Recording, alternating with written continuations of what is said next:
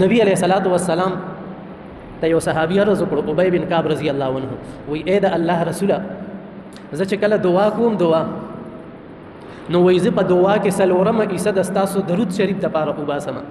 نو وی دا درود شریف ډیر دی. نبی علیہ السلام ورته وی او دا صحیح دی، خو وی کدا لګ نورم زیات کې دا درود شریف. نو وی ډیره ښه ده. ګوره حدیث شریف کې راغلی دی چې کومه دعا د دوو درودو په منځ کې ګیره شي، مخکې ته درود شریف ویلی شي او د هغې نه بعد هم درود شریف ویلی شي، نو په دې باندې د قبولیت مهر ولګي، دا دعا بیا نه رد کېږي، دا بیا قبلېږي. نو نبی علیه الصلاة والسلام ته دې صحابي عرض وکړو چې ای د الله رسوله څلورمه حصه په دعا کې درود شریف ویمه.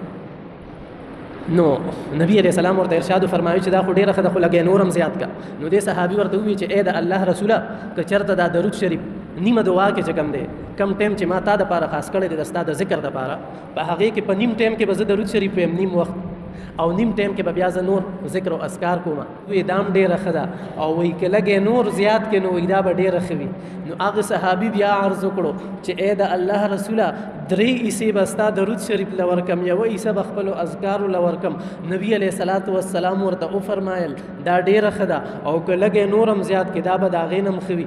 بیا هغه صحابي عرض وکړو چې ای د الله رسوله زه به دا ټول ټایم د ستا درودو له ورکم، وی زه به دا ټول ټایم د ستا درودو له ورکم چې په تا باندې زه درود او سلام وایم. نبی علیہ السلام ورته څه وفرمایل خبرې؟ نبی علیہ الصلاة والسلام ورته ووی که دا ټول ټایم ته درود شریف له ورکې نو تا چې کم ګناهونه کړي دي، کم ګناهونه، هغه ګناهونه به درته معاف شي،